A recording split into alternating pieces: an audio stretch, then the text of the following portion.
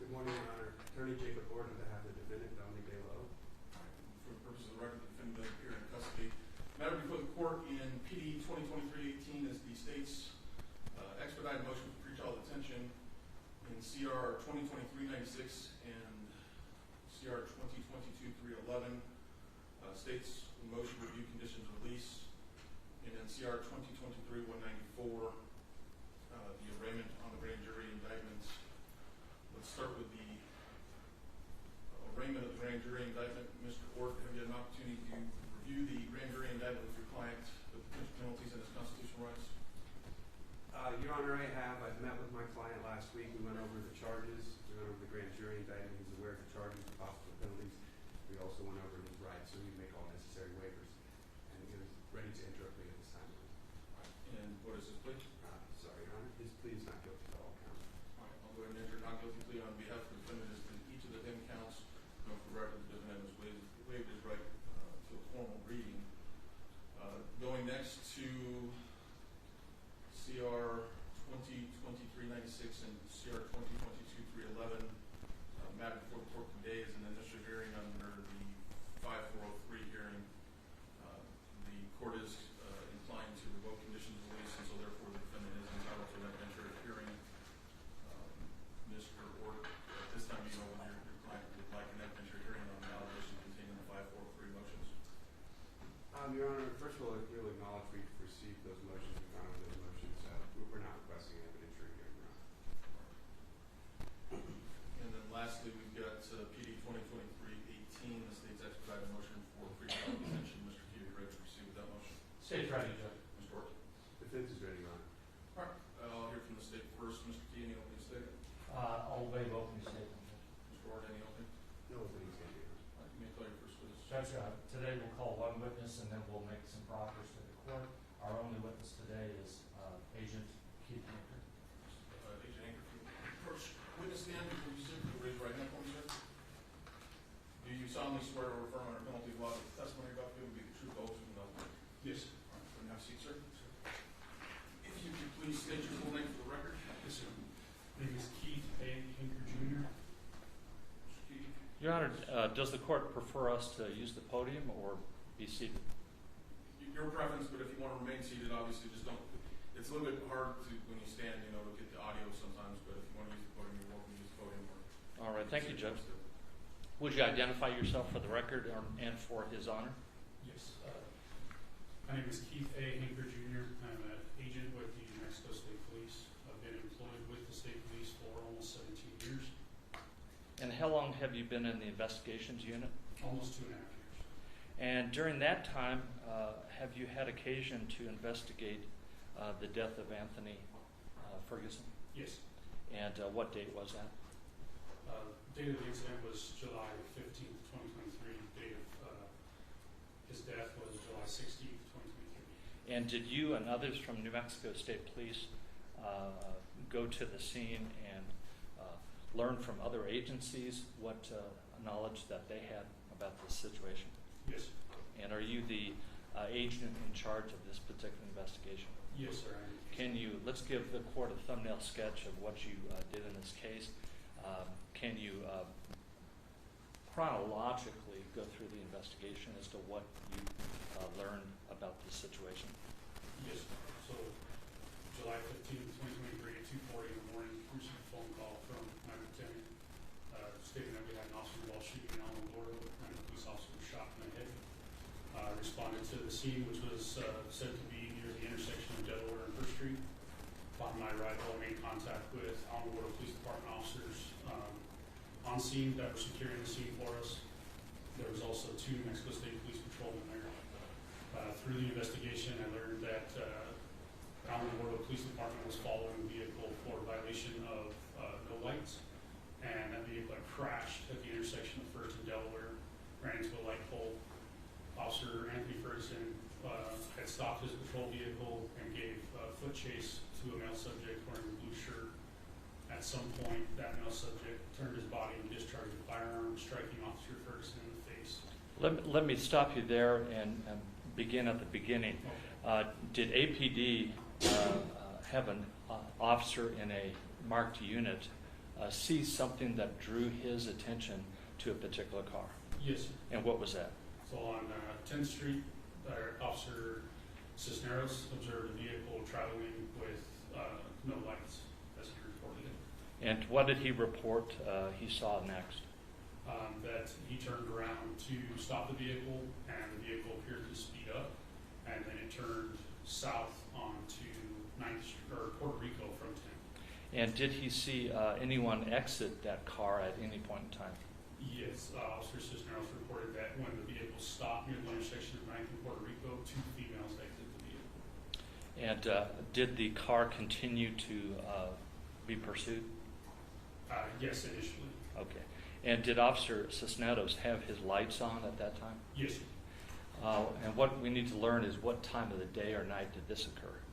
This was approximately 2:18 in the morning. Where did the car go, and did Officer Cisneros follow it? So the vehicle left the area of 9th and Puerto Rico and led Officer Cisneros through the Alta Vista housing area, which is normally should be fairly quiet at 2 in the morning, but there was a party going on for one of the families.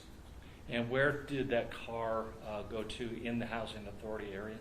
So as it entered Alta Vista Drive, it turned left.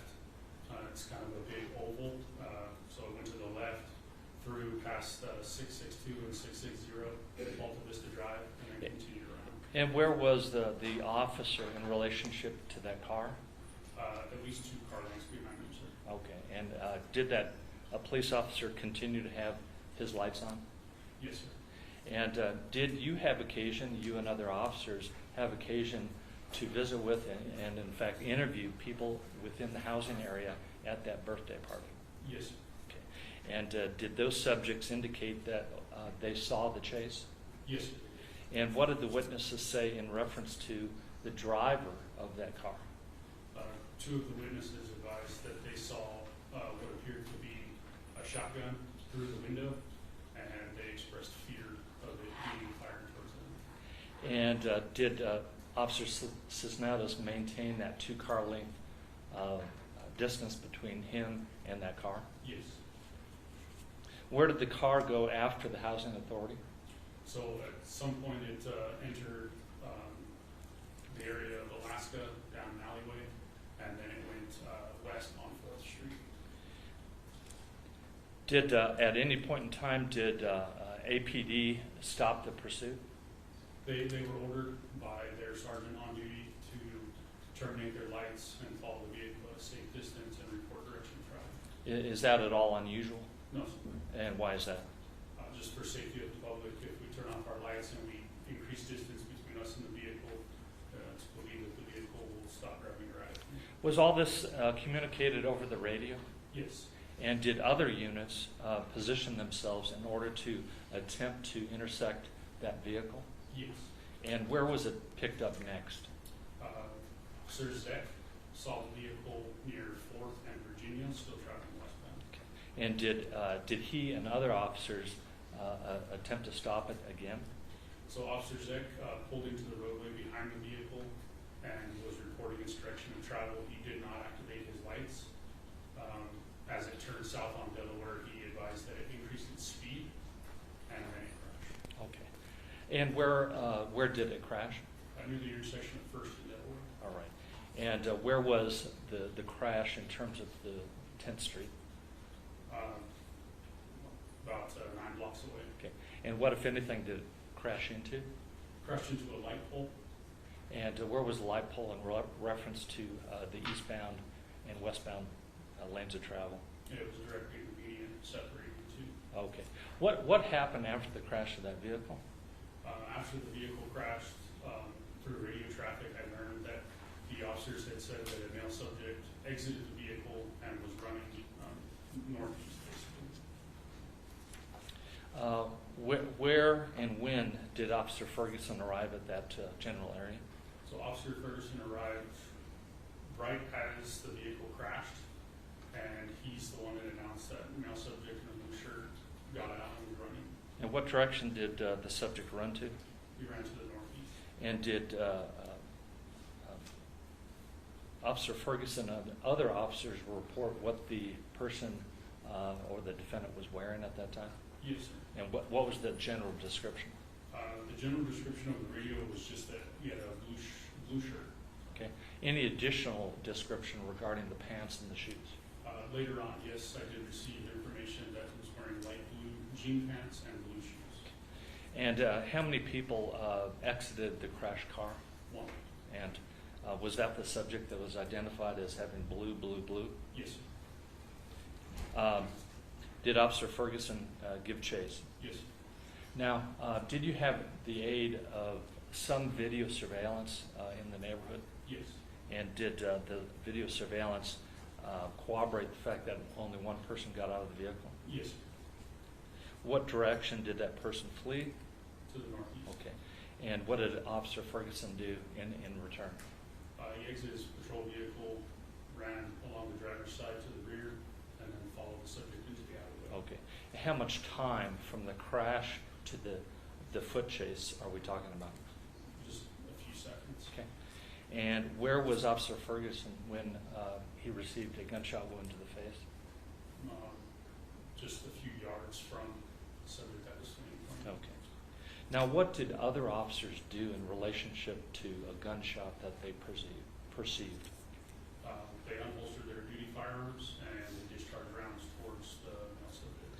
And how many police officers from APD discharged their guns? 2, sir. And did one of those officers believe that he hit the subject? Yes, sir. Did the subject still flee? Yes. And in terms of time in seconds or minutes, how long did that person flee until he was apprehended? I believe it was pretty close, between 1.5 to 2 minutes. Okay. And how was he dressed at that time? At the time we made contact with him again, Yes. he was shirtless, but still wearing light blue jean pants and blue shoes. Did officers that canvassed the area, did they find that blue shirt? Yes, sir. Where? Found it in the backyard on the back porch of 106 Delaware. And the person that ran from Officer Ferguson and was the subject of police officer shooting at that subject, did he receive a wound? Yes. And where was that wound? One single gunshot into the right leg. Okay. Now, did officers and your investigation reveal who that person was? Yes. Who was it? Dominic Devo. And do you see him in the courtroom here Yes. today? And what is he wearing? He's wearing a red jumpsuit.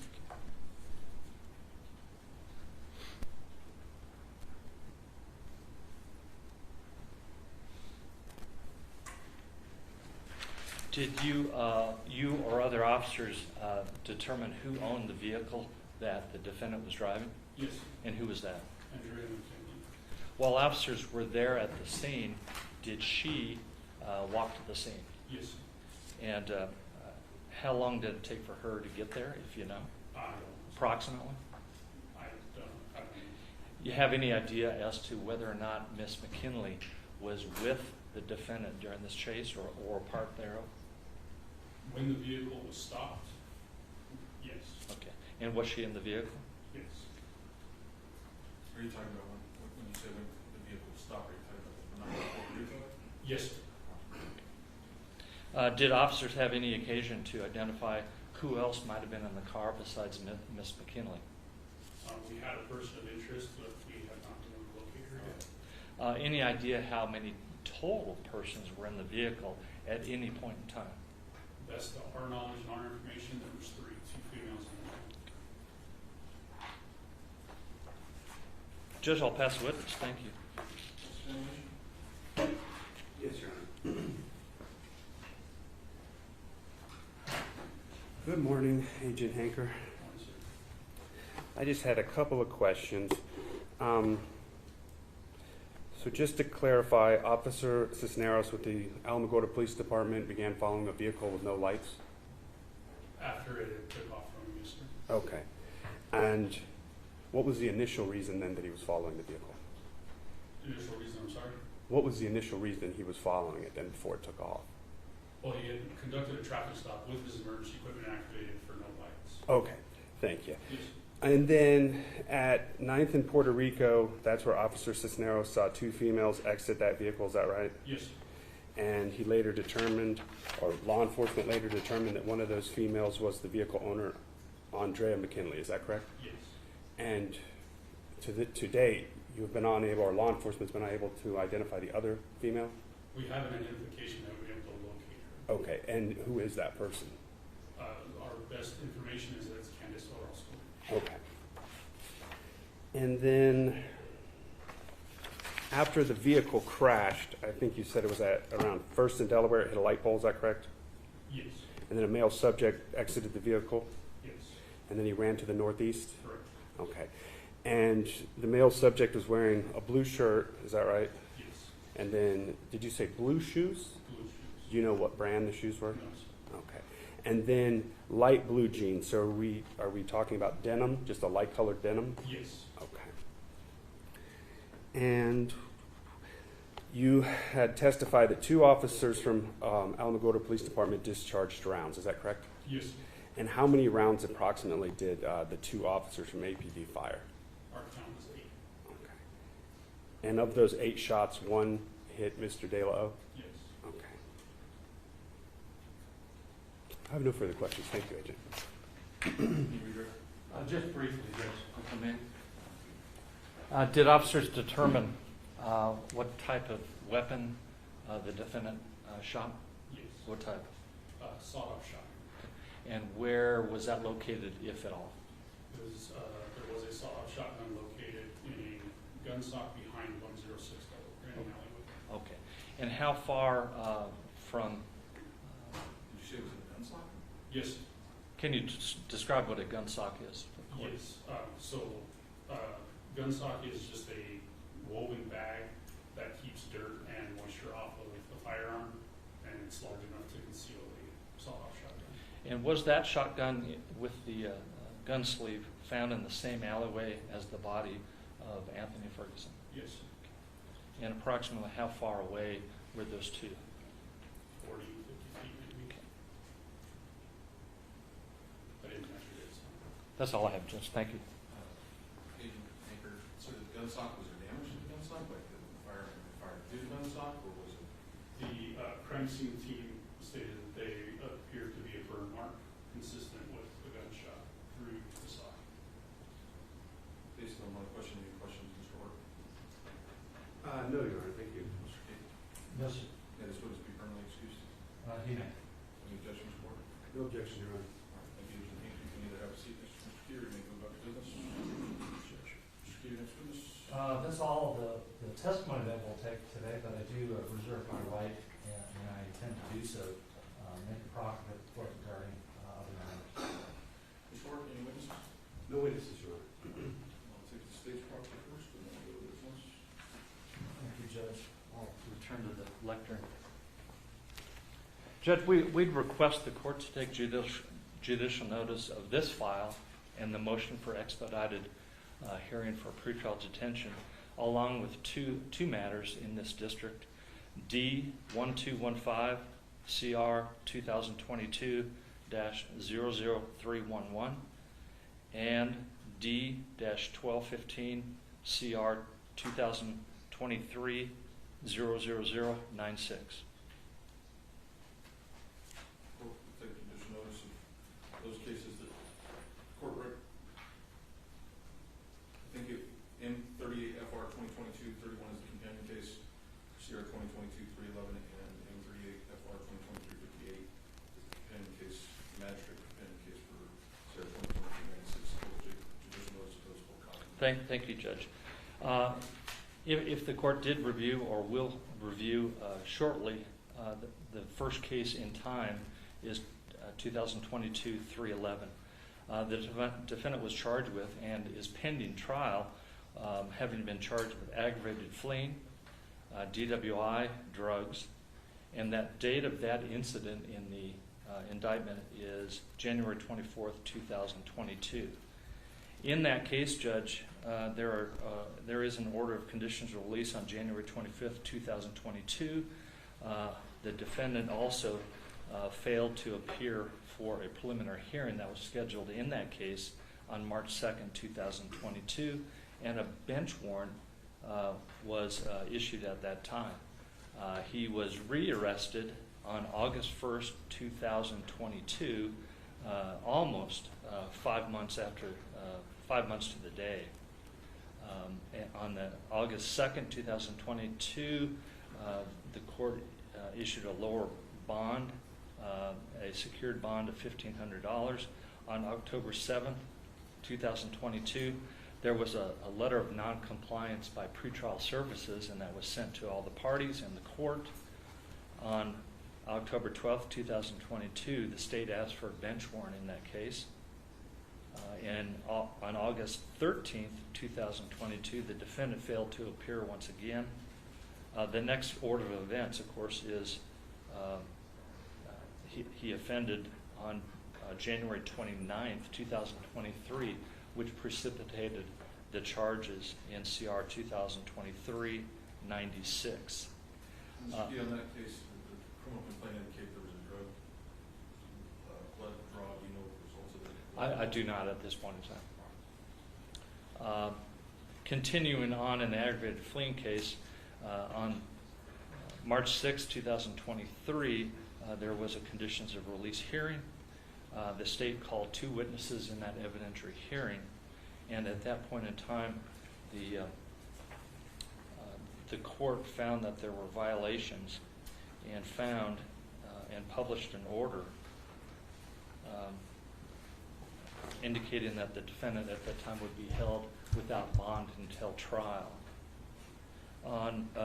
Formal order was issued and filed on March 7, 2023, and the next event that happened was a hearing on June 16, 2023, where the defendant was released. Going in the chronological order of CR 2023-96, factually, this was the case where the defendant had a gun in his possession, and there were pending bench warrants for his arrest, and officers with APD confronted him at the car wash at the top of 10th Street. There was a struggle, and he was arrested and had that firearm in his hands, and as a proffer, part of that case showed that he was pointing the gun at his head. At his head, but at any point in time, did he point at anybody other than himself? We don't believe so. As a result of that arrest, however, they found methamphetamine in his pocket, and that was charged as possession of controlled substance. He was also charged with 4 misdemeanors regarding that activity and his behavior. On May 1st, 2023, he was arraigned on the new case, and conditions of release were set. On July 12, 2023, the state filed a motion to review his conditions of release, and a motion for bench warrant was filed. The allegations in that motion was that the defendant once again did not follow the orders of pretrial services. He did not check in as ordered, and he was out and about having several warrants for his arrest. The state filed that motion. A bench warrant was issued, and it was issued regarding those violations and events that happened on or about July 11th and July 12th, where the state mentioned in the motion that he was seen at a party with a firearm as well. A bench warrant was in fact issued on or about July 12th, 2023, and these events regarding the death of Officer Ferguson occurred on or about July 15th, 2023. We recognized that at that point in time he would have been held on no bond on the case upon his arrest if the situation with Officer Ferguson did not occur. We'd ask the court to check out those proffers and our dates and make a finding that is appropriate based upon our presentation here, Judge. Thank you. Mr. Gordon, any proffers?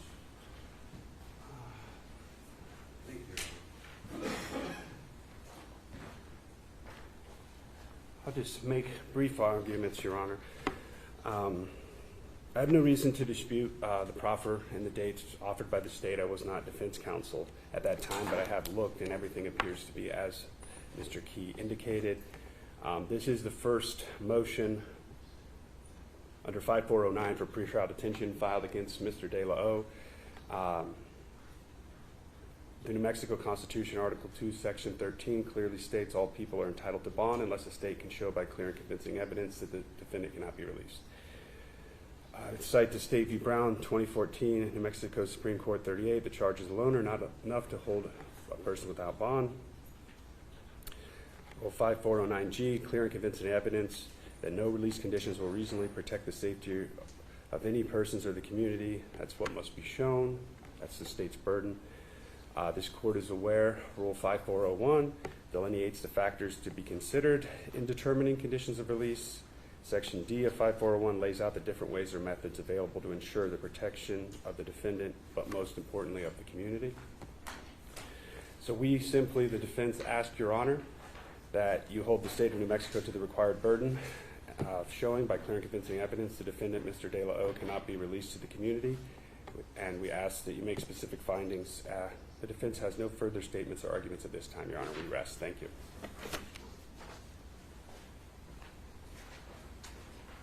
Court's going to grant the state's 549 motion on for a detailed order with the factual findings required within 3 business days. And I'll submit an order to that effect as well.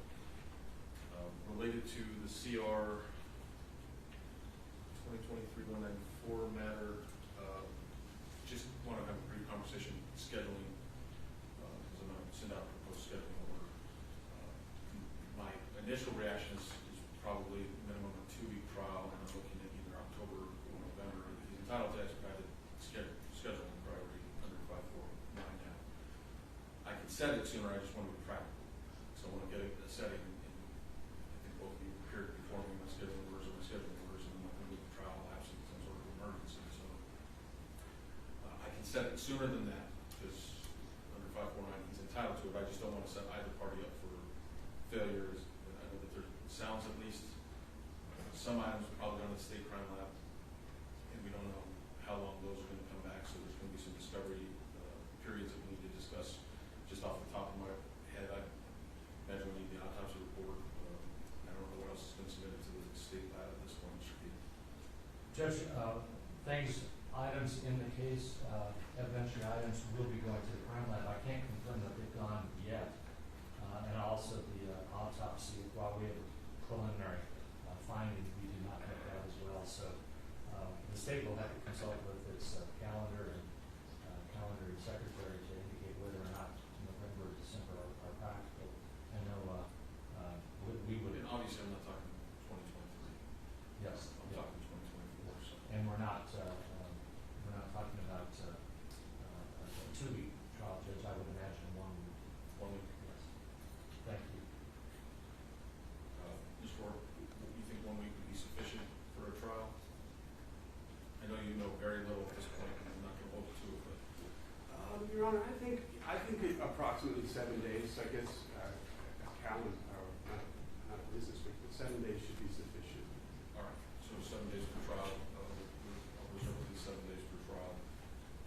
Timeline: November of next year, 2024. Does that sound realistic for defense? You want it sooner than that? I think at this time, Your Honor, that sounds reasonable. If we need to, we can certainly ask the court to revisit it if the court's open to that. But I think that's reasonable given how much evidence is going to have to come out and be sifted through in this case. All right. I've got my regular scheduling conferences coming up, I think next week. I'll send out a proposed scheduling order. If the parties agree to the scheduling order, then we'll vacate the scheduling conference. Defendant's presence is typically waived for scheduling conferences. We'll do that by video. Is there anything else that we need to address from the state's perspective today, Mr. Keith? No, Judge. Thank you. For